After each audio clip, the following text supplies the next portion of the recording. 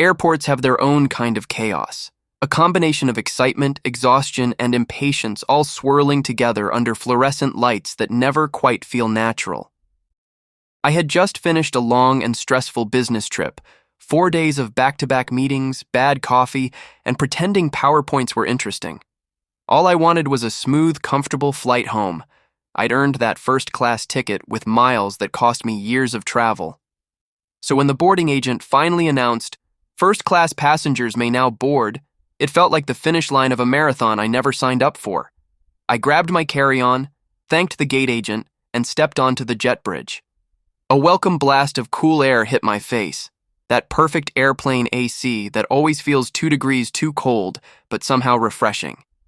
As soon as I stepped into the cabin, I already felt a little lighter.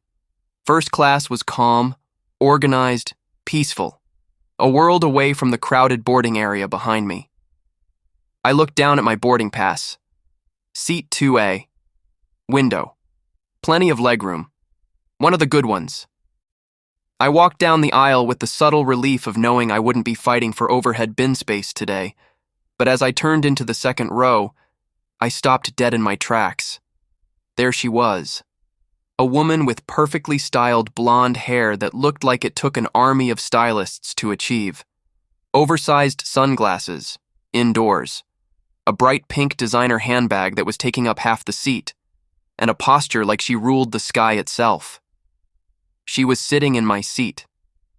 At first, I thought maybe she was confused or checking something in her bag or waiting for someone. I stood there politely and cleared my throat with a friendly, "Hey there, excuse me. I think you might be in my seat. 2A. She didn't even glance up. Instead, she lifted a hand, like waving away a servant, and said with the sass of a reality TV villain, "I'm first class, obviously, so go sit. Wherever you came from." My eyebrows nearly went flying off my face. I let out a small, polite laugh, assuming it was a misunderstanding. "No, really, this must be seat 2A. I tried again, more firmly. That's when she slowly turned her head, revealing an exaggerated eye roll that could be heard from space. "Yes, sweetie, I heard you. But I'm sure they messed up your ticket. I boarded before you, so clearly I deserve this seat more." I blinked. Hard. Was she serious? Before I could respond, she adjusted her sunglasses like she was too important to even look at me directly. Then she added, "You look like someone who belongs in coach anyway." A few passengers seated nearby turned their heads, sensing drama like sharks sensing blood in the water. I stayed calm.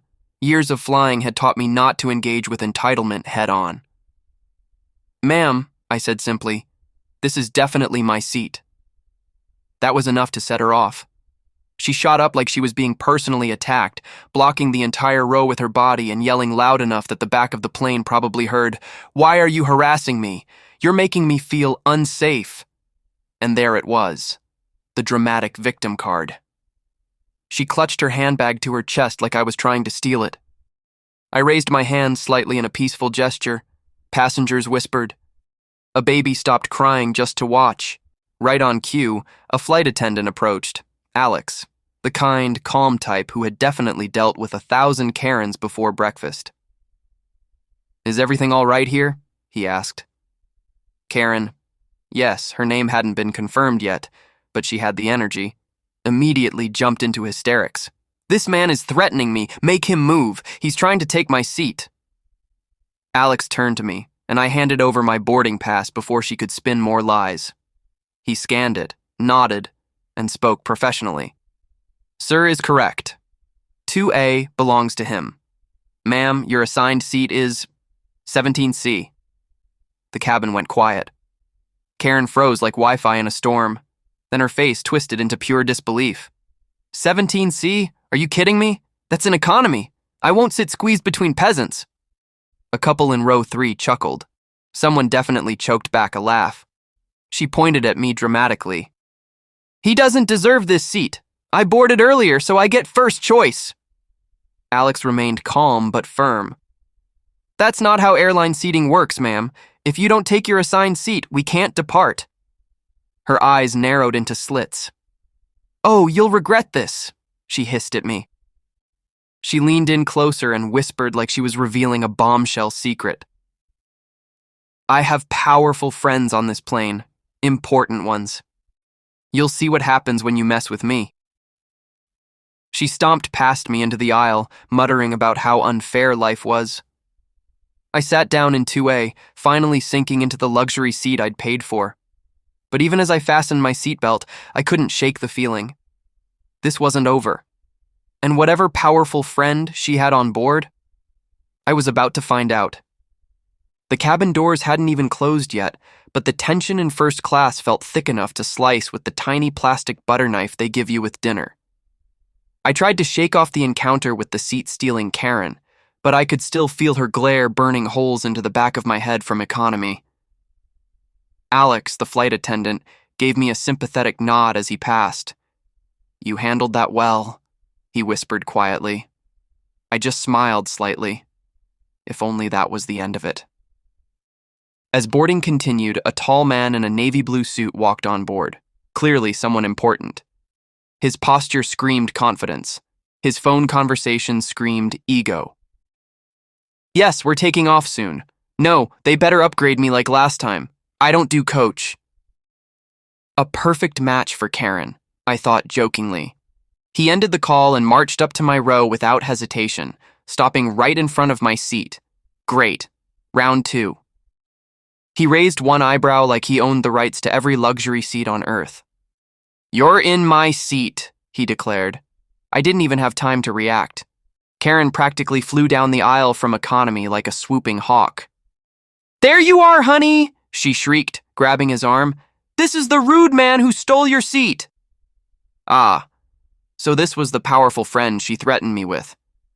The guy puffed his chest like a pigeon trying to impress. "I am David Harrington," he said loudly, making sure everyone could hear. "Board member of this airline's Platinum Executive Club." He flashed a shiny membership card like it was a golden badge that granted him special rights. Karen smirked triumphantly behind him, arms crossed. "He doesn't deserve first class like we do," she hissed. I stayed calm and handed Alex my boarding pass again when he arrived, still the professional peacemaker. Alex scanned it. Clear as day, 2A, my name. He turned to David. "Sir, your seat is 25B. This guest is correctly assigned here." A passenger 2 rows back whispered, "25B, that's the middle seat." Karen gasped as though someone told her caviar was canceled. She looked at David like he was supposed to magically fix this. David leaned in close until his cologne practically suffocated the air around me. "Look," he growled. "I don't sit in the back, ever. So we can do this the easy way, or the way that makes you regret boarding this flight." The threat lingered, dripping with entitlement. Before I could respond, Alex intervened, his polite smile replaced by steely authority. "Sir, if you cannot follow crew instructions, I will involve security, and you will not fly today." The plane hushed again. All eyes were on us. Karen's mouth hung open, shocked that her powerful ally wasn't winning. "You can't talk to him that way," she screeched. "We are premium passengers. We boarded early." Alex tapped his tablet screen. "Actually, you boarded during general boarding, ma'am." A teenage boy behind us laughed, trying to hide it with a cough. David's face turned purple. "This airline should be ashamed," he barked, pointing at me. "You'll both be hearing from our lawyers." Alex motioned to another attendant. "Let me be clear. Take your assigned seats now, or I will escort you off the plane entirely." Karen started stomping like a toddler. Her voice hit a new octave of rage. "We paid good money. We deserve better than this." People were recording her meltdown now. David tried one last intimidation tactic.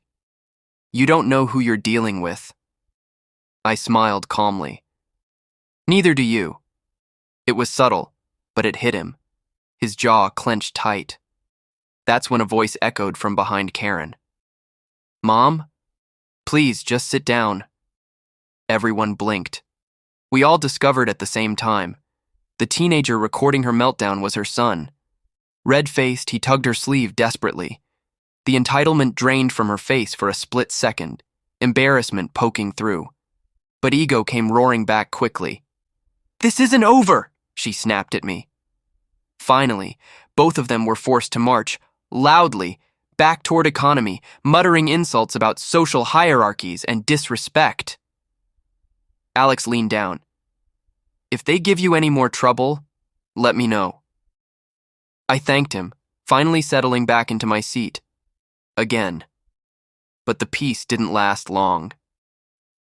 As the plane pushed back from the gate, I heard Karen's voice carry all the way from the back.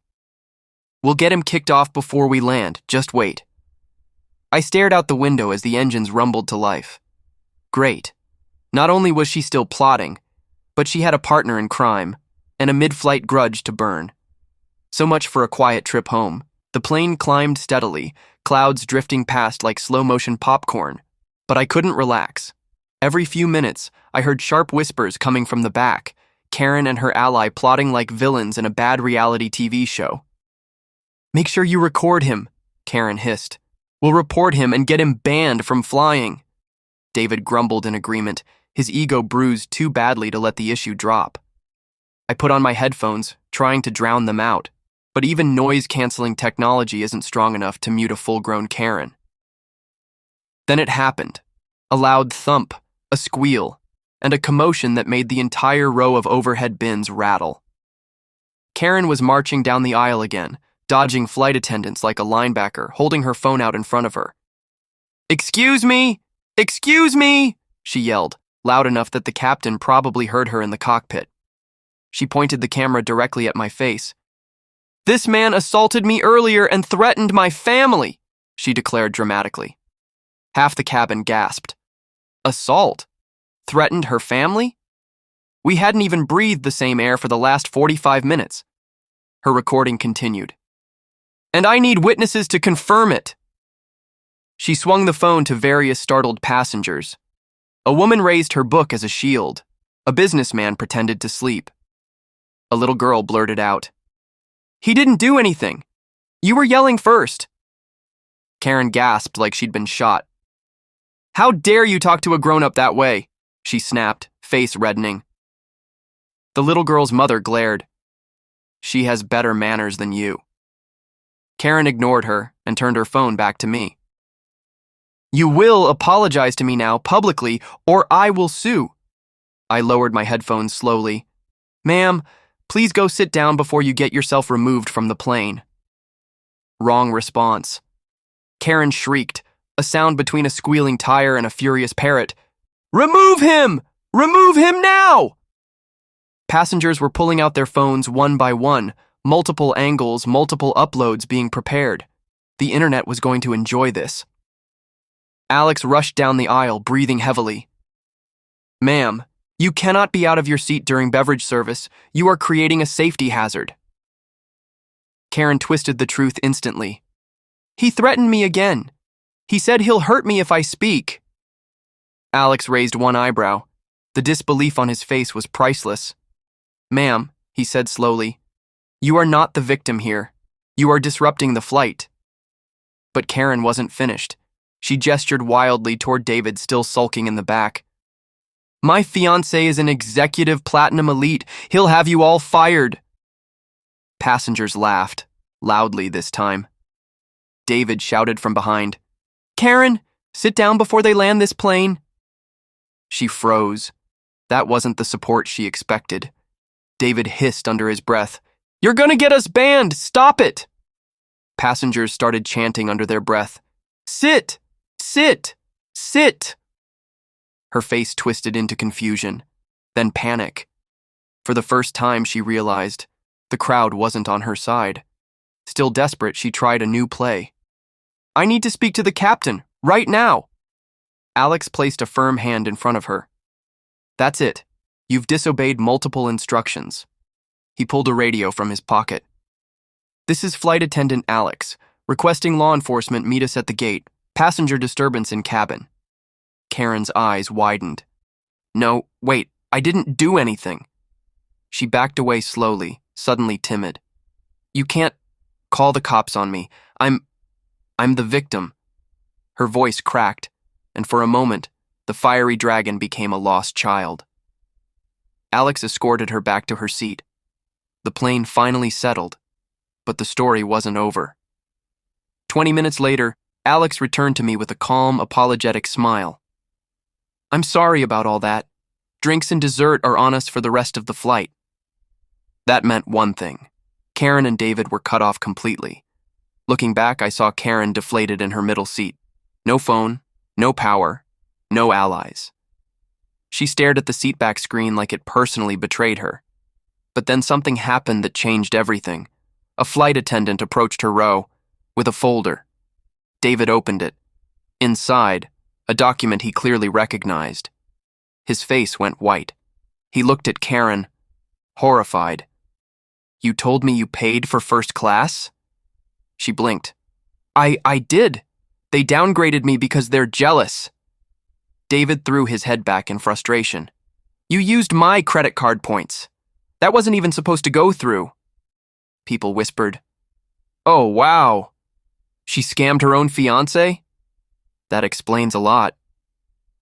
Karen looked like she wanted to vanish into the seat cushion. As the crew began preparing the cabin for landing, Karen saw me glance her way.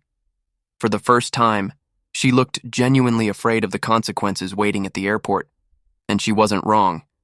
As the captain announced the final descent into Denver, a strange silence spread through the cabin. Even the toddlers who had been squealing earlier were suddenly quiet, like everyone knew something big was about to happen. Karen kept tapping her foot anxiously, staring toward the front of the plane as if looking for an escape hatch. David sat stiffly beside her, arms crossed, refusing to make eye contact.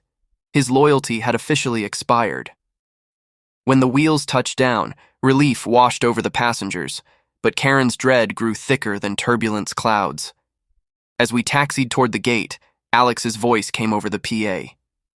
"Ladies and gentlemen, please remain seated with your seatbelts fastened. We have authorities meeting us at the aircraft for a passenger-related matter." Every head turned. Every phone lifted. Karen's eyes widened. No. They can't be here for me," she muttered, shaking. David whispered harshly. "This is your fault. I told you to stop. Now you've dragged us into this." Karen snapped. "You're supposed to support me. I'm the victim." David stood up just enough to lean away from her. "You screamed at a little kid, tried to get strangers kicked off a plane, and lied about being attacked. You're not a victim. You're the entire problem." Karen's jaw dropped. Drama level 10 achieved. The seatbelt sign beeped off, and uniformed airport police entered the cabin. Karen's breathing quickened. She tried faking a sudden fainting spell, a dramatic swoon that would make a soap opera actress cringe. "Oh, please! I'm feeling faint. I need AIR. An officer stopped her attempt to flee. "Ma'am, please remain seated," she whimpered. The officer turned to me first. "Sir, we understand you were involved. Can you briefly explain what happened?" Before I could speak, multiple passengers volunteered at once. "She harassed him. She lied about everything. She recorded us without permission. She yelled at my daughter." Videos were already being airdropped and shown directly to the officers. Different angles, different moments, all proving one thing. Karen had caused this mess. As evidence played, Karen buried her face in her hands. When the officer finished reviewing the footage, he shook his head. "Ma'am, you're under investigation for disorderly conduct and interfering with a flight crew." Karen gasped like she'd swallowed turbulence. "Interfering! I'm a paying customer. I deserve respect." The officer didn't even blink.